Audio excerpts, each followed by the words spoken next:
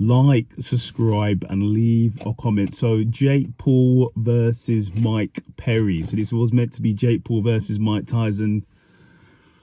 Well, that's I've already done a video. We'll look at that another day.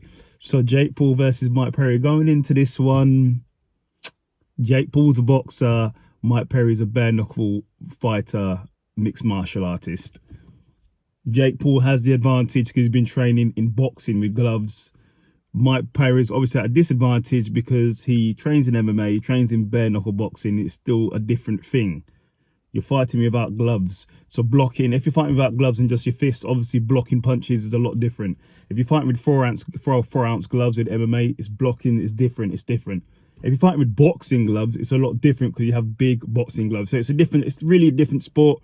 Similar mechanisms, but it's a different sport, really. So going into it, I didn't have any expectations. I was just like, let me just see what happens. Let's just see what happens in the fight. So going into it, so the first round I gave to Jake Paul due to the knockdown. Second round I gave to Jake Paul due to the knockdown. The third round I actually gave to Mike Perry. I think Mike Perry sort of got his wits about him. He got in the inside a bit more, landed 1 or 2 punches. I think he just did a bit more. It was more threatening. He's crowding Jake Paul a lot more. But in the 4th round, I gave to Jake Paul. 5th round, I gave to Jake Paul. 6th round, Jake Paul lands the knockdown, which essentially wobbles Mike Perry.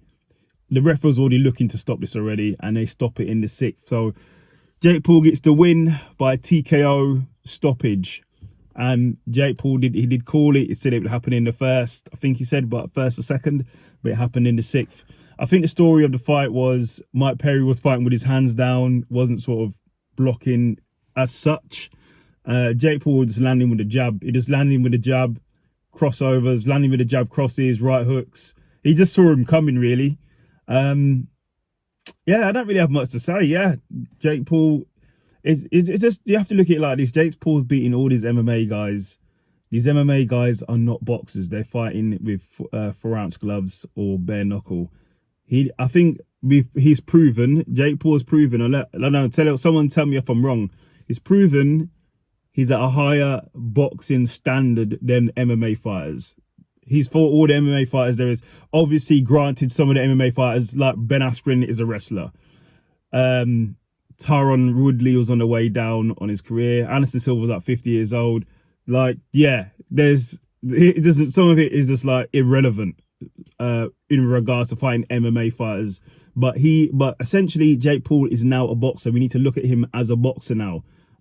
So he now needs to fight the lower tier of professional boxers only. I think you should just fight professional boxers only, lower tier, cans or whatever you want to call it, upwards now. Stop fighting MMA fighters with a name to get some pay-per-views. Now to start fighting boxers solely. He's proven he can be mixed martial artist. I'm sitting here right now, and Jake Paul looked massive. He looked massive compared to Mike Perry. He looked massive compared to him. Look at 2 different weight classes on fight night for sure.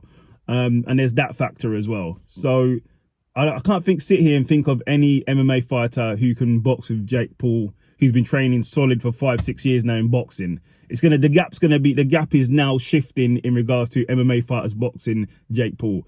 Jake Paul now needs to fight strictly boxers. Stop with the MMA fighters. I know people are calling him out. Stop with the MMA fighters. I just want to see him fight strictly boxers of a normal other age between, let's say, 21 and 30.